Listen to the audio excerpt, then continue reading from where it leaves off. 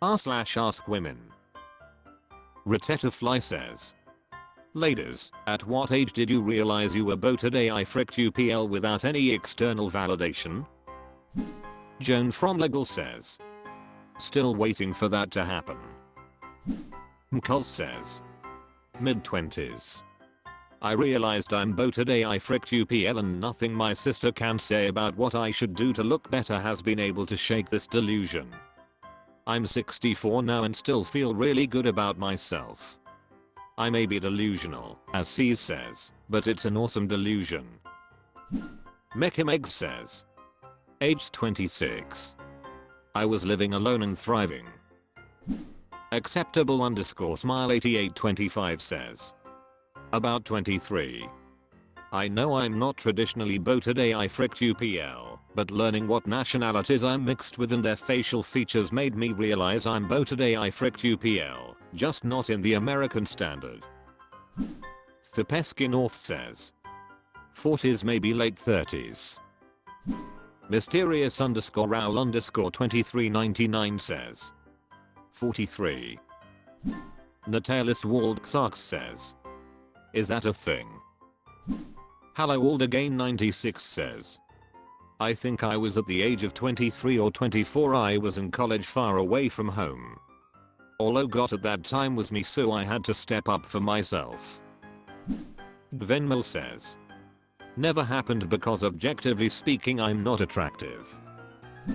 Normal _ @2456 says, it depends on how you define beau today. I fricked UPL. If you mean conventionally attractive, then this is always tied to external validation in my opinion.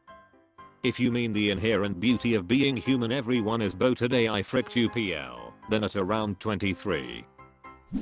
Upside down Toka says, I lost a heap of weight around my early 20s and it really changed my body and my face. I think it was the first time I realized round was not my face shape. It was right about then I realized the fact I think I'm hot AF is all that matters.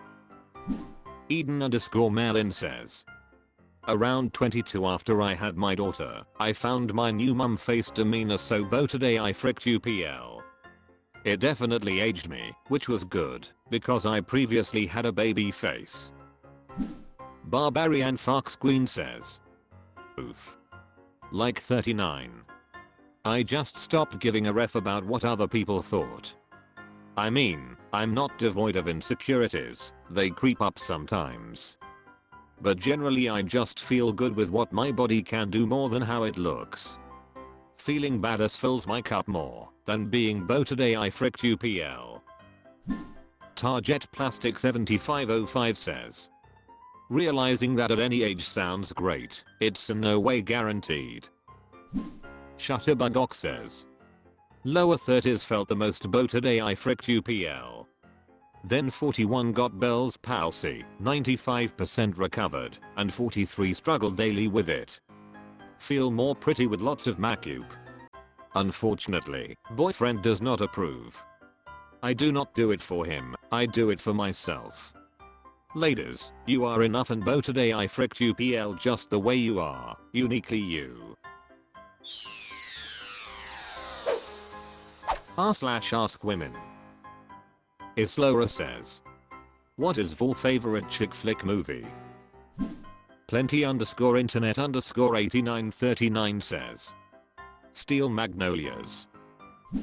Sissafm 1234 says, 13 going on 30. Alicia096 says, when Harry met Sally. Rebel Jody says, serendipity. Peach0419 says, depends on my mood. If I want a girlhood coming of age movie from when I was young, 10 Things I Hate About You. But if I want something a bit more grown up, I still love me some Love Actually despite its flaws. The whole Colin Firth storyline just hits me square in the feels. Spajiram says, when Harry met Sally. I'm old school like that. Technical _ handle 8775 says, Mean Girls. Davididream says, 13 going on 30. Still 1122 says, 13 going on 30. Banangle says, The Notebook is definitely worth a watch. Sophia__ says, Aquamarine. Dark Lord says, all the above mentioned. Honor Mimiton says, Where the Crawdads Sing. Melancholic Shark says, Mean Girls, she's the man in Jennifer's body. Bend it like Beckham if that counts, though I'm not sure if it would. If I had to pick just one to watch for the rest of my life, it'd have to be Mean Girls.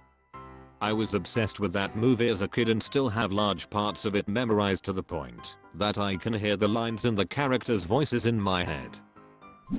Rhea Inks says, It's a boy-girl thing.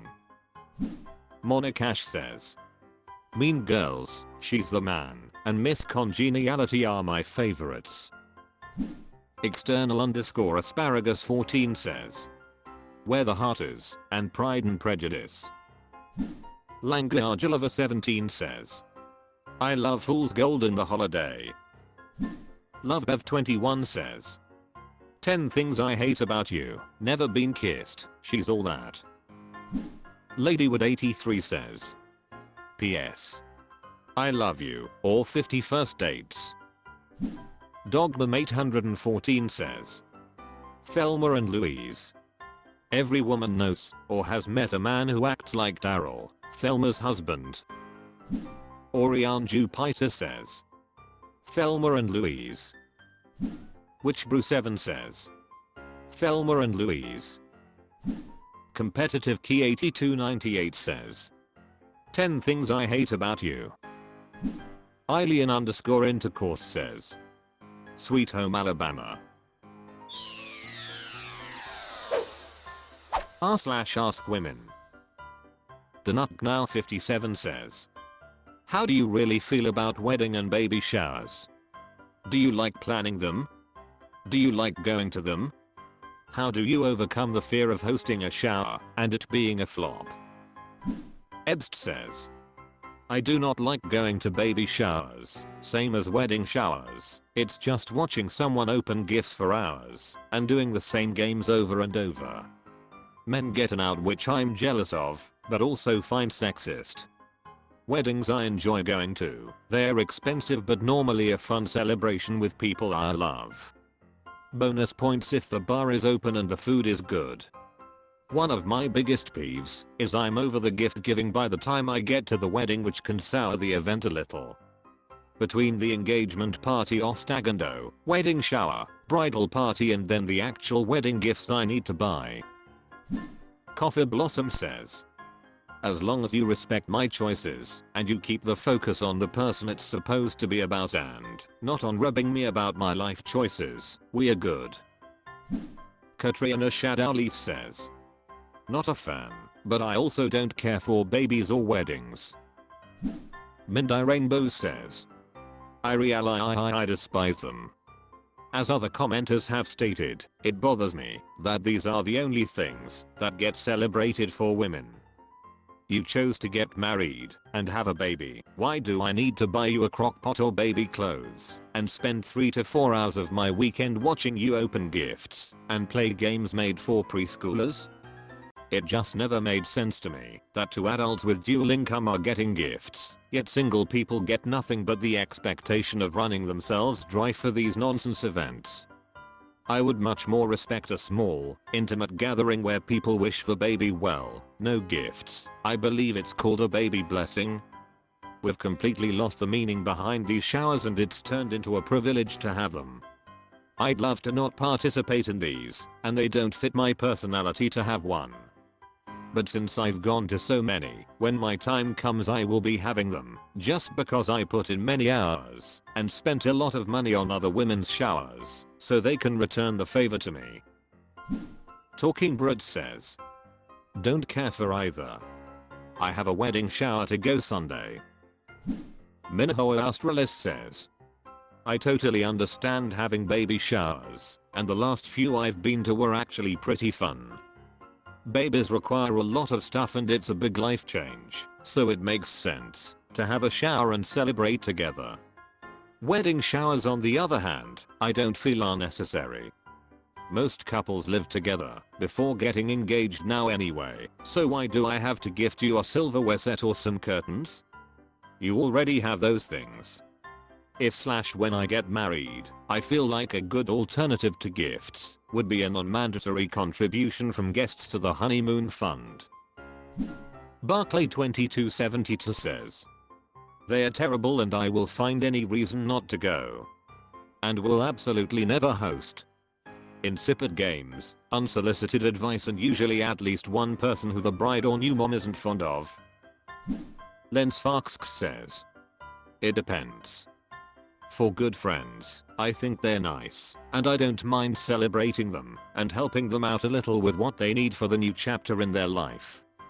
For cousins I haven't heard from in 5+ years, coworkers I barely interact with, and people I generally am not close with, they are kind of annoying. Dazzling Azrael says, I hate both, but I'm glad I live in Sweden, where it's not a tradition to most people, but it's picking up traction.